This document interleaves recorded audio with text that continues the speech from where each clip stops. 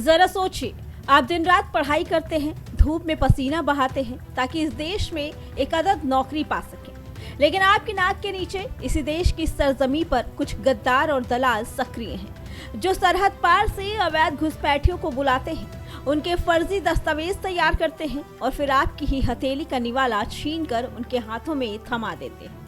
जी हाँ, पश्चिम बंगाल की सीमा से देश में अवैध रूप से दाखिल होने वाले बांग्लादेशी घुसपैठियों पर इस वक्त देशव्यापी एक्शन जारी है।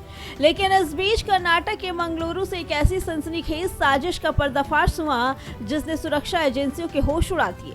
पश्चिम बंगाल में एंट्री कराओ और दक्षिण भारत में नौकरी पाओ।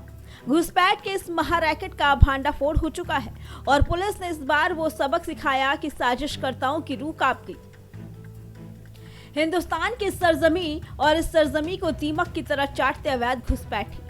एक तरफ देश भर में अवैध नागरिकों और देशद्रोही तत्वों के खिलाफ महाअभियान चल रहा है, घुसपैठियों को खदेड़ने के लिए एक्शन जारी है, तो वहीं दूसरी तरफ कुछ ऐसे गद्दार भी हैं जो चंद रुपयों की खातिर देश की सुरक्षा को दांव पर लगा रहे हैं। ताजा मामला कर्नाटक के मंगलुरु से आया है, जहां पुलिस ने अवैध रूप से रह रहे बांग्लादेशी नागरिकों को भारत लाकर नौकरी दिलाने वाले एक बेहद शातिर और बड़े गिरोह का पर्दाफाश किया।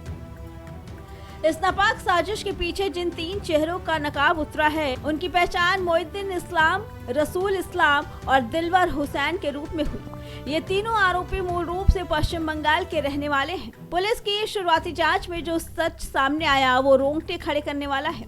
ये आरोपी सिर्फ एक राज्य तक सीमित नहीं थे, ये बांग्लादेशी नागरिकों को बड़ी ही आसानी से पश्चिम बंगाल की सीमा से भारत में एंट्री कराते थे।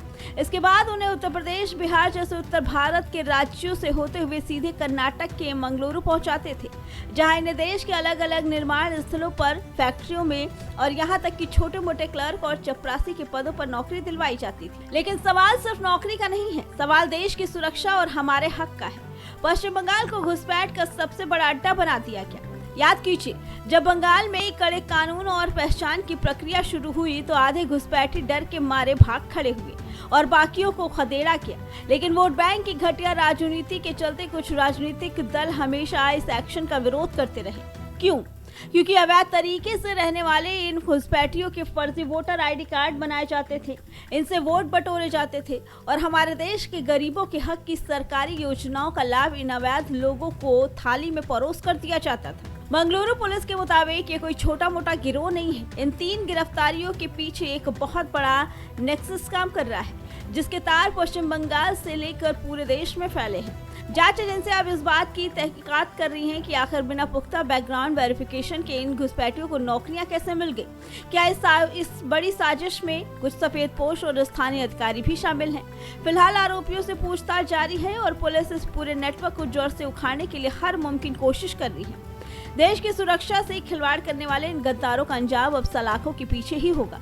देश की सुरक्षा सर्वोपरि है। अगर आज हम चुप रहे तो आने वाला कल हमारे युवाओं के रोजगार और देश की आंतरिक सुरक्षा दोनों को लील जाएगा।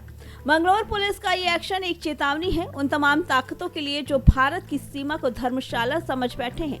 इस मामले की हर अपडेट पे हमारी नजर बनी रहेगी। आप बने रहिए हमारे साथ। फिलहाल इस खबर पे आपका क्या कहना है, कमेंट करके जरूर बताइए। Bureau report, prime TV.